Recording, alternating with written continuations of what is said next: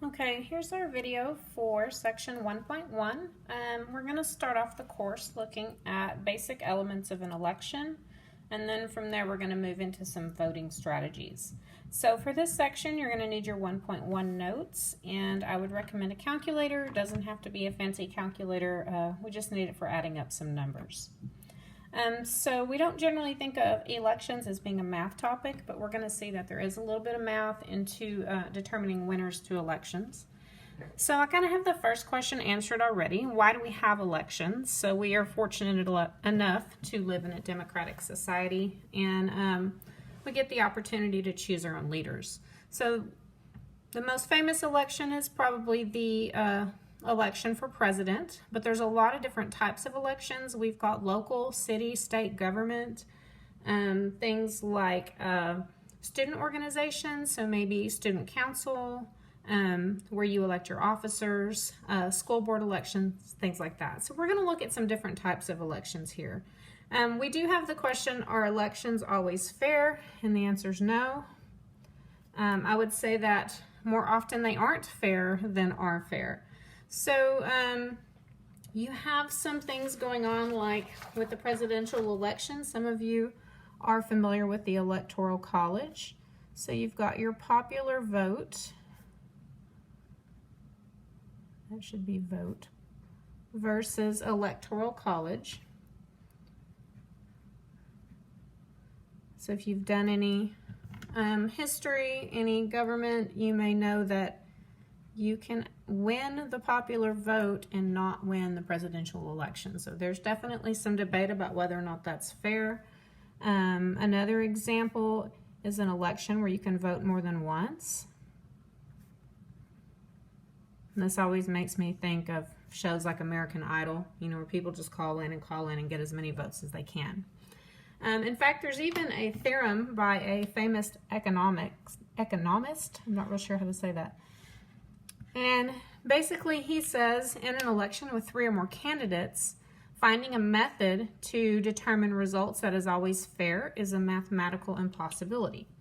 So if there are 3 or more candidates, there's no way for it to be completely fair. And mostly we're going to look at elections that have multiple candidates, more than 2. And so let's get a little bit of vocabulary out of the way. We've got the candidates. These are going to be the people running for office.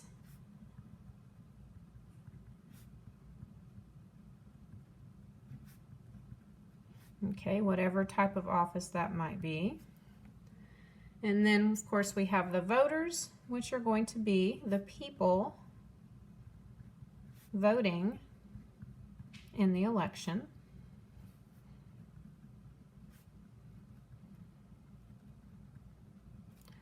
And then we have the ballot, which is going to be the device for casting the vote.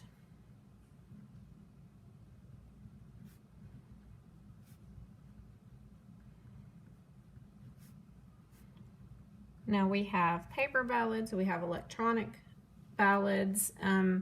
You may even use your phone, you know, or you may use your email. Your boss may ask you to email a couple of names of people that you think should be on a committee. So we have all different types of ballots in this day and age. So kind of get away from just the big elections and think about, you know, other types of elections. So it could just be writing names down on a paper. Could be your email, could be your phone. Lots of options for a ballot. Now there's some different types of ballots. The first one is going to be what we call single choice. So in single choice, a voter can choose only one candidate. And I think this is the type of election we are most used to. Most of our government elections are this way. You vote for the person that you want to get that position. So maybe the most famous example would be U.S. President. Now we're going to look a lot at the second type, which is called a preference ballot. So in a preference ballot, voters rank the candidates.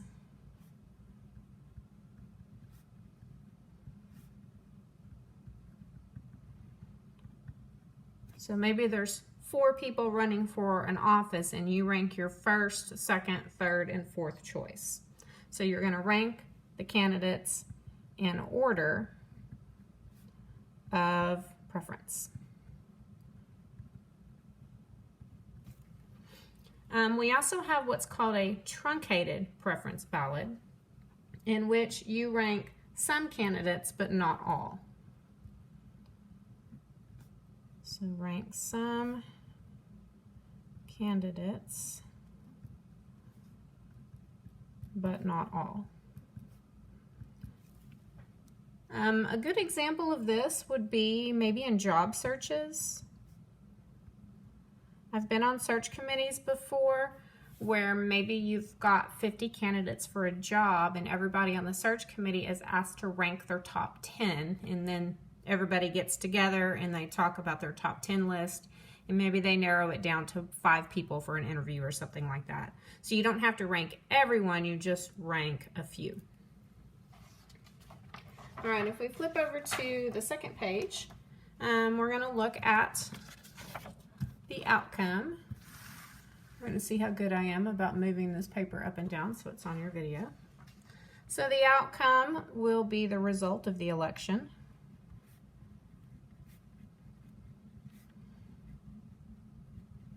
And we're very used to the first type of outcome, which is winner only. And this again makes me think of U.S. president. So for this one, we only need the top candidate. Okay, we just want to know who won, and then we're done. Type B would be a full ranking. So rank all candidates from first to last. An example I have of this, my daughter was a cheerleader for a while in high school, and all the cheerleaders would get a number when they tried out, and at the end of tryouts they would rank them first to last based on their teacher recommendations and their, how they did on their cheering, but you would be ranked by your numbers, not by your names, but you could see where you fell in the full ranking of everybody that tried out. And then part C would be a partial ranking, and this is only ranking some of the candidates.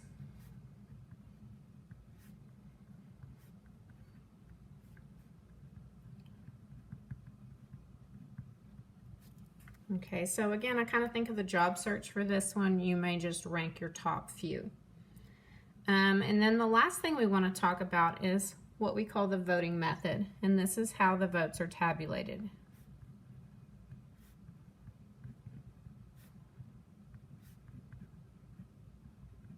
Now for a winner-only election, it's pretty easy. You just count first place votes and you're done. But for some of these other types of outcomes, it can be a little bit tricky. So many times when we're having an election, we require a majority to win. So we need to talk about what it means to have a majority of votes. So majority means more than half. So we want more than half, or we can think of it as more than 50%. Now notice the word more. It can't be exactly half, it does have to be more than half. So we're going to look at 2 different situations here. We're going to look at what happens if you have an even number of votes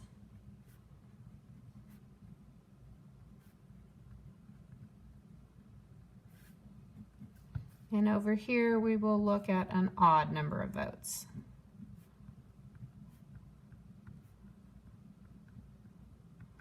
So if you have an even number, it's very easy to just cut it in half, but that's going to give you exactly 50%. So since we need more than 50%, we're going to have to half it and then bump it up a vote. So if we use V as the number of votes, we're going to half it or divide by 2, and then we're going to add 1 back to that. So for example, if there were 300 votes and we wanted to come up with a majority for 300, we would half 300, and then we would add 1.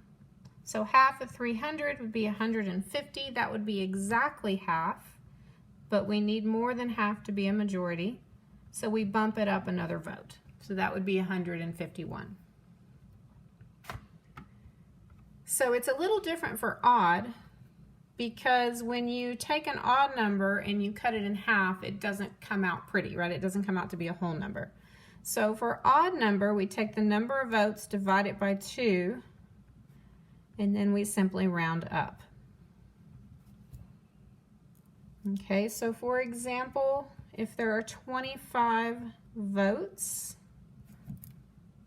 we would do 25 divided by 2. That would give us 12.5. But we can't have 12.5 votes. That's actually impossible. So what we do is we just go up to the next number. So the majority in this case would be 13 votes. That would still be more than half. So you just take that and round it up. So I always think of this as taking half and then going up, whether it's even or odd. So remember, for even, we half it and add 1. And for odd, we half it and round up. All right, so our last part of this first video, we're going to look at what's called a preference ballot and preference schedule. So a preference ballot gives more information.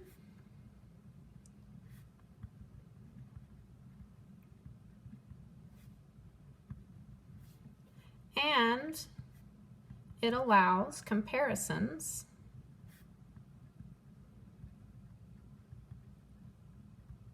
between candidates.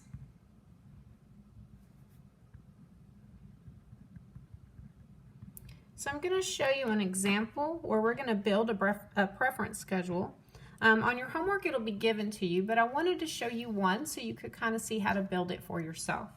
So this example comes out of the book, so I'm going to lay this on top real quick. I copied this page out of your book. And you'll notice each of these represents a ballot, and if you count them, there's 21 total. So what we're going to do is we're going to start at looking at this first ballot, and they ranked their candidates in the order that they wanted them to win. So their favorite was C, their second favorite was E, then it went D, A, down to B. Okay, so what we want to do is we want to write that order down in the first column. So I'm going to copy that down. It was C, E, D, A, B. Okay, so once I have that, let me leave that here. I want to go through and I want to find all the other ballots that look exactly like this one. So as I kind of look across the first row, I find another one here. That would be number 2. And I keep looking. This one looks the same. So in order for it to be the same, 1st through 5th have to be exactly the same. So here's one. And then I come across and it looks like here's one more. So 1, 2, 3, 4, 5.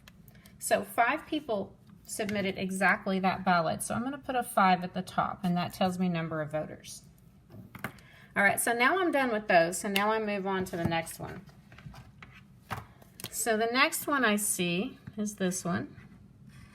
I have A, D, B, C, E. So I'm going to write that down in the second column. A, D, B, C, E. And I'm going to go through and see if I can find anything else that has that same order. This one looks close, but the second candidate is B instead of D, so I'm going to leave that one alone. Same problem here. That one's not quite the same. That one's not quite the same. So when I get to the end of the second row, I find another one. So this one's the same. And as I look across the bottom, it looks like this one's the same. So on this one, I only got a total of 3. So I'm going to put a 3 up here. All right, I'm going to move on to my next one. I have B, E, A, C, D. So I'm going to put that in the third column. B, E, A, C, D. That was a little hard to read. All right, and I'm going to go through and I'm going to count all these. So I'm looking for B first, and then I see if the rest of them match. So that one looks good. No more B's there. That one looks good. And no more. So that looks like a total of 3. So as I'm going through here, once I've used one, I don't have to look at it again. I should be finished with it. All right, I'm out of highlighters, so I'm gonna have to go to a different, gonna go to some pens now. All right, so let's move to this one. This one's nice because it's in alphabetical order. A, B, C, D, E, so I'm just gonna write that down. A, B, C, D, E.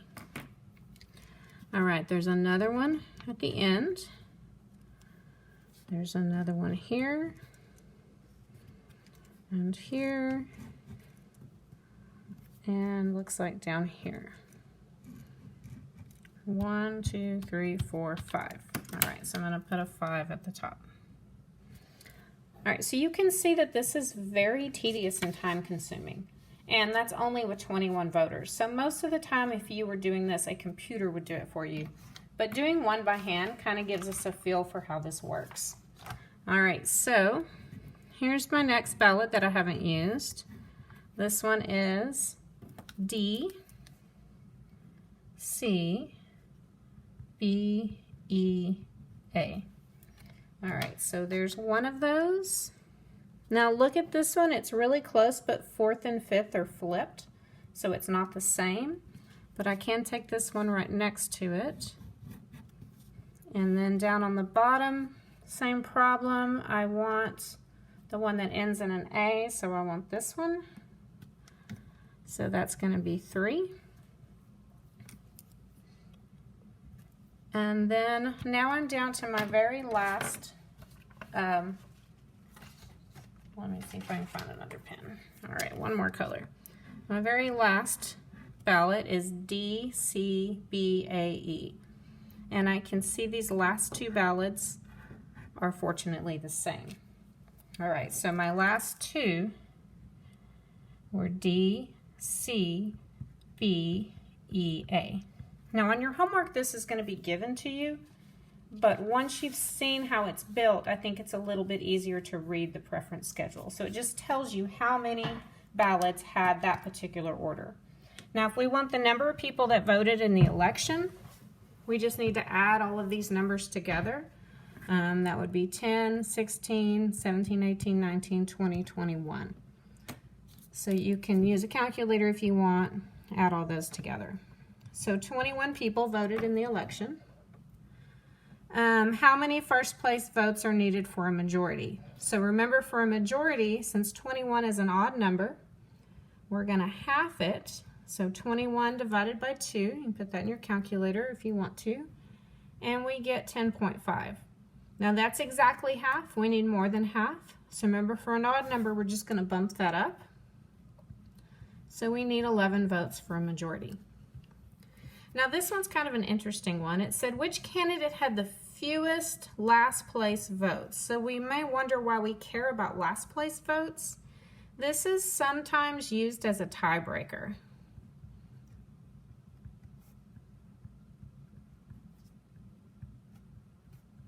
So this is kind of something to think about. So if you have a tie for first place, the person with the fewest last place votes will win the tie. So let's look at last place votes. If we look at A, if we go across the bottom here, did I write that down wrong? I did, I wrote that one down wrong. Let me go back to this. This should have been an A, and this should have been an E. Okay, I wrote that one down wrong.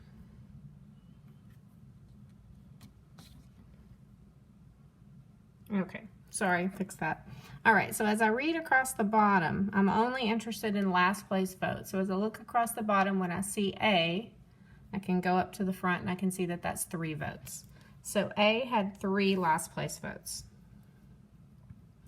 If I look at B as I go across, I see B here. I look at number of votes, that's going to be 5. So he had 5 last place votes. All right, so if I look at candidate C, notice there's no C's all the way across here. So they had 0 last place votes. If I look at D, D is here. They had 3 last place votes. And then for E, E showed up in a couple of places. He's last place here with 3 votes, here with 5, and here with 2. So 3, 5, and 2, he got 10 last place votes. So this candidate is either, well, he didn't get any first place votes, so he's not a very popular candidate to be sure. So the one that had the fewest last place votes would be C. So we're going to write them down for fewest last place votes. All right, the rest of the examples will be on the next video.